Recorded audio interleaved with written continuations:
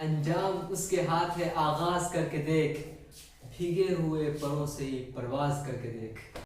ناظرین، جیسا کہ آپ اوپر ٹائٹل دیکھ کر کے سمجھ ہی گئے ہوں گے کہ آج ہم بات کرنے والے ہیں عربی کیسے سیکھیں، اور ساتھ ہی ساتھ میں آپ کو یہ بتانے والا ہوں کہ عربی زبان میں مہارت کیسے حاصل کریں۔ ناظرین، اس ویڈیو کو بنانے کا میرا صرف ایک مقصد ہے، میں آپ کو کوئی ایکسٹرا ٹیلنٹ نہیں دے رہا ہوں اور نہ کوئی جڑی بوٹی دینے والا ہوں۔ میرا مقصد بس یہ ہے کہ قرآن و حدیث سے جو دوری ہے اس دوری کو دور کیا جائے۔ تو اس لیے ناظرین، اس ویڈیو کو آخر تک دیکھیے، امید ہے کہ یہ ویڈیو دیکھنے کے بعد آپ کو عربی زبان سیکھنے میں کافی مدد ملے۔ پہلا سوال ذہن میں یہ ہوتا ہے کہ عربی زبان سیکھنے کی شروعات کیسے کریں۔ ابتدائی مرحلے میں طلباء عربی زبان کے الفاظ کا ذخیرہ یاد کریں۔ الفاظ کے انتخاب میں ان الفاظ کو ترجیح ہونی چاہیے جو عملی زندگی سے تعلق رکھتے ہوں۔ کم از کم 5000 الفاظ کا ذخیرہ آپ کی کاپی میں موجود ہونی چاہیے۔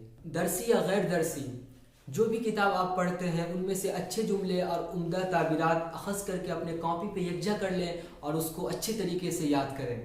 تیسرے نمبر پر اپنے معاشرہ، سماج، سوسائٹی میں آپ کہیں بھی ہو تو ذہن کو سوالی بنائیں اور اپنے ارد گرد پھیلی ہوئی دنیا میں جس چیز کو بھی دیکھیں تو اس کی عربی جاننے کی کوشش کیجیے، اور ذہن پر زور دینے کے بعد بھی اگر آپ کو اس کی عربی معلوم نہ ہو سکے، لغت ڈکشنری میں دیکھیں یا اپنے اساتذہ کی طرف رجوع کریں۔ ناظرین، اب چوتھے نمبر پہ آتا ہے بولنے کی باری۔ عربی بولنے کی مشق کرنے کے لیے ضروری ہے کہ آپ اپنے ہمت سے کام لیں اور عربی اپنے ساتھیوں کے ساتھ بول کر اپنے مافی ضمیر کو ادا کریں، اور اگر آپ کو بہت جھجک محسوس ہو رہی ہو تو آپ خود کلامی کی عادت ڈالیں، یعنی خود ہی ذہن میں سوال کریں اور خود ہی اس کا جواب دیں۔ زبان و ادب کے نام سے جو کتابیں درس میں پڑھائی جاتی ہیں صرف انہی پر بس نہ کر لیں، بلکہ جو کتابیں اس مقصد کے لیے نہیں ہیں آپ ان سے بھی عربی سیکھ سکتے ہیں، صرف توجہ کی ضرورت ہے۔ چھٹے نمبر پر زبان و ادب کی جو کتابیں درس میں پڑھائی جاتی ہیں تو ان کا ترجمہ ہی جان لینا صرف کافی نہیں ہوگا، بلکہ ہمیں یہ جاننا پڑے گا کہ اردو یا ہندی یا کوئی دوسری زبان کی تعبیرات اس زبان میں کیسے استعمال ہوتے ہیں۔ ہر زبان کا اپنا اپنا مخصوص انداز ہوتا ہے، تو اس مجاز کو، اس انداز کو سمجھنا ضروری ہے۔ ساتویں نمبر پر درسی کتابوں کو سمجھنے کے ساتھ ساتھ عربی کتابوں کی عبارت خوانی بآواز بلند، مخارج کی ادائیگی کے ساتھ بار بار کیا کریں۔